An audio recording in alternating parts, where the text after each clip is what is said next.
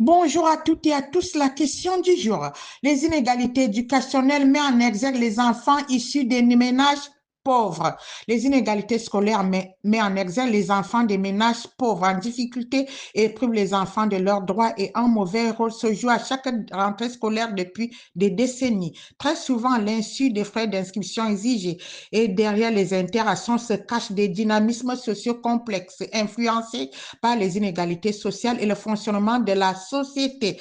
Cet atténuement des écarts nécessite de nouvelles réformes adaptées surtout par des observations culturelles.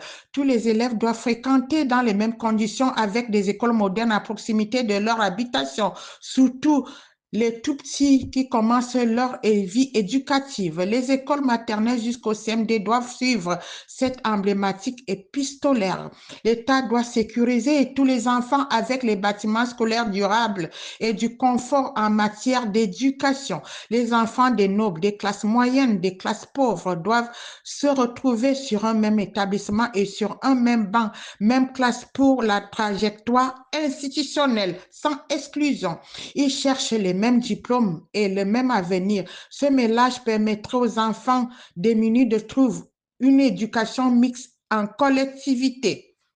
Les écoles publiques et des lycées appartiennent à l'État. Ce regroupement hétérogène pourrait être dans n'importe quelle école publique à partir du moment où tous les enfants scolarisés se sentent en sécurité. En première vue, ces instants paraissent anodins, une sorte d'emprunt de joie et de bienfaisance incarne une belle image infantile que l'on associe aux écoles. La fondatrice et ses équipes vont mettre en place cette apparence ordinaire pour que le vécu des élèves soit de manière authentique que les précédents. Cette authenticité vise à encourager les expressions des enfants au détriment de leur situation et joue un rôle crucial dans leur apport socio-complexe visible. À partir des rentrées 2025, tous les enfants scolarisés doivent grandir dans des milieux référentiels avec les mêmes habitudes éducatives, des mêmes ressources culturelles et des expériences variées. Une fois réunis en salle de classe, cet univers économique, culturel, symbolique doivent se rencontrer avec une confrontation à âme égalitaire. Les opportunités de participation de briller avec des échanges collectifs qui sont fortement conditionnés par l'origine sociale et éducative pour chaque enfant. Ce fonctionnement va aussi enchanter des enseignants qui vont concevoir et animer ce moment avec la bienfaisance. Ils seront en mesure de déterminer ce qui se passe pendant des cours et au moment de la récré.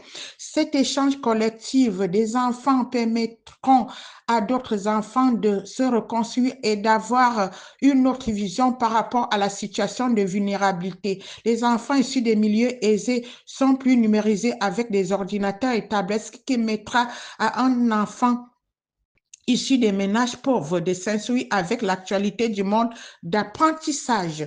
Cette rencontre nécessite une aisance morale par une maîtrise des langues. Ce dynamisme va émerger des élèves ayant pour particularité la reproduction des paradoxes occidentales. Les internautes cherchent à comprendre pourquoi les égalités scolaires ont pris la forme des inégalités. Il est établi que le contexte scolaire dans lequel l'enfant évolue joue un rôle déterminant dans l'apprentissage. De nombreuses études révèlent des éléments significatifs des environnements d'apprentissage scolaire influencés par des performances scolaires accentuées et égalitaires préexistantes à l'école. Les différences de participation en classe mixte peuvent générer des comparaisons sociales entre élèves. Tous les élèves seront particulièrement attentifs aux performances par rapport à leur équilibre scolaire avec les enfants aisés. La fondatrice et ses équipes souhaitent éradiquer cet écart à la scolarisation et mettre tous les enfants au même banc d'école, car tous attendent des encouragements, un meilleur avenir, une étape normale du processus d'apprentissage envisageant l'intelligence maliénable des enfants sans limite de configuration. L'État est dans l'obligation de préparer la réussite des enfants et non la destruction de l'avenir des enfants vulnérables. Fin de citation.